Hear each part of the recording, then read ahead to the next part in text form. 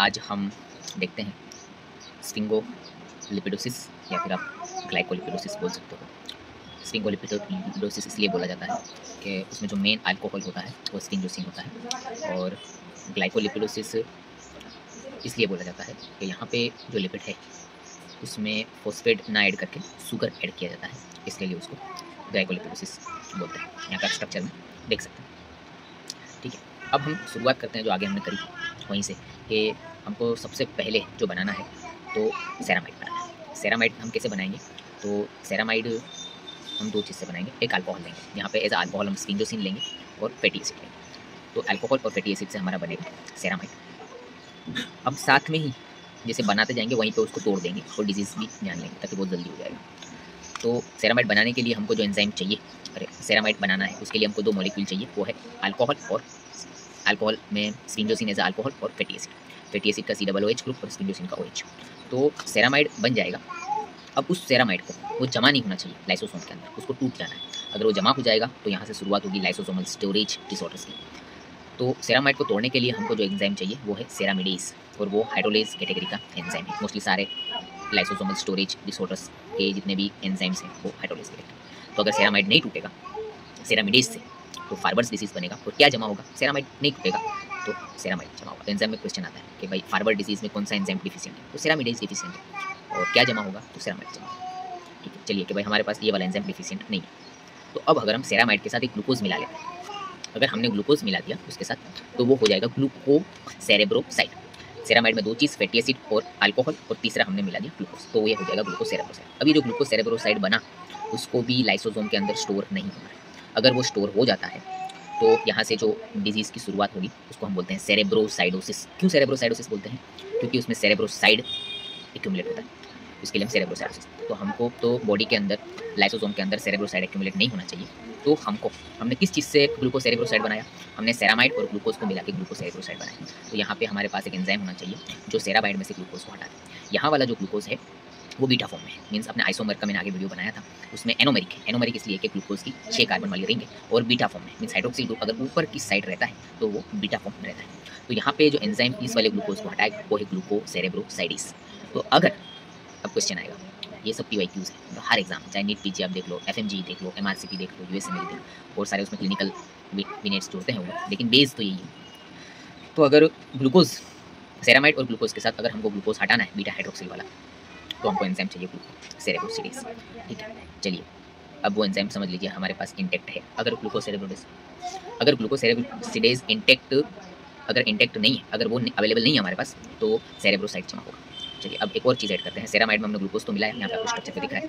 अब आप एक करिए ग्लूकोज के साथ गैलेक्टोज मिला दीजिए, मीन्स हमने दो चीज़ मिला दी ग्लूकोज के साथ गैलेक्टोसाइड, मीन्स मोनोसेकेराइड ग्लूकोज के साथ हमने डाइसेकेराइड, हमने एक और सेकेराइड मिला दिया गैलेक्टोसाइड, तो ये बन जाएगा ग्लूकोसाइड। अब अगर ग्लोबोसाइड बनेगा तो हमको ये ग्लोबोसाइड भी लाइसोसोम के अंदर स्टोर नहीं होना चाहिए।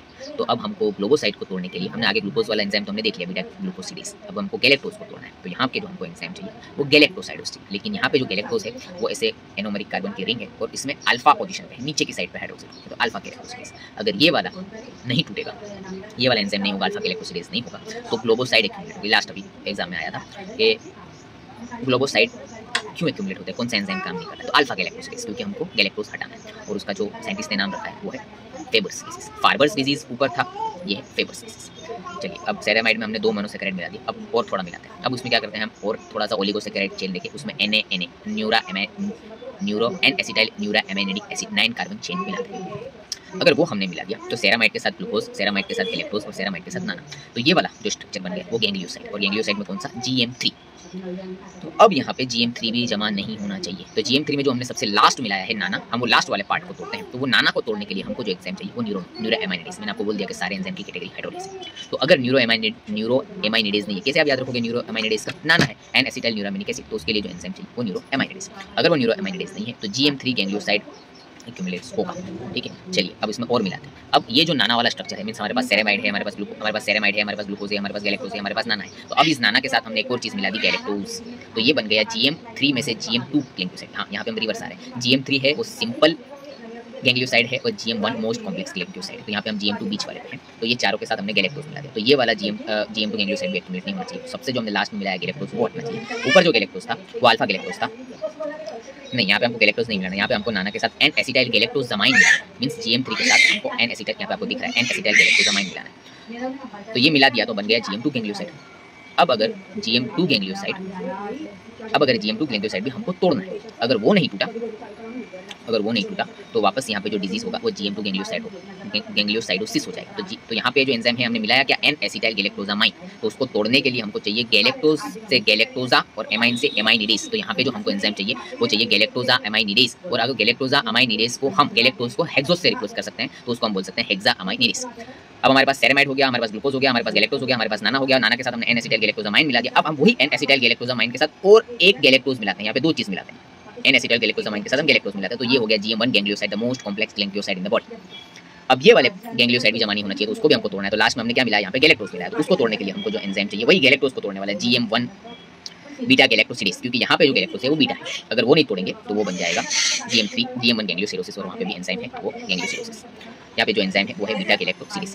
ठीक है, आप यहाँ पे एक बार देख लीजिए, और मैं इसका जो PDF है वो टेलीग्राम ग्रुप पे अटैच करूँ। अब हमने जो शुरुआत करी थी सेरामाइड के साथ ग्लूकोज जोड़ने की, अगर हमने सेरामाइड के साथ ग्लूकोज ना जोड़ा और फॉस्फेट और कोलिन जोड़ा, सेरामाइड दो चीज से बनता है, अल्कोहल और फैटी एसिड, और उसके साथ हमने फॉस्फेट और कोलिन जोड़ा तो ये हमारा बन गया स्फिंगोमाइलिन। तो अब ये स्फिंगोमाइलिन भी बॉडी में जमा नहीं होना चाहिए, उसके लिए जो एंजाइम है वो स्फिंगोमाइलिनेज, वो भी हाइड्रोलिस कैटेगरी का एंजाइम। अगर वो एंजाइम अवेलेबल नहीं है तो स्फिंगोमाइलिन जमा होगा और उसको हम बोलते हैं नीमेन पिक डिजीज।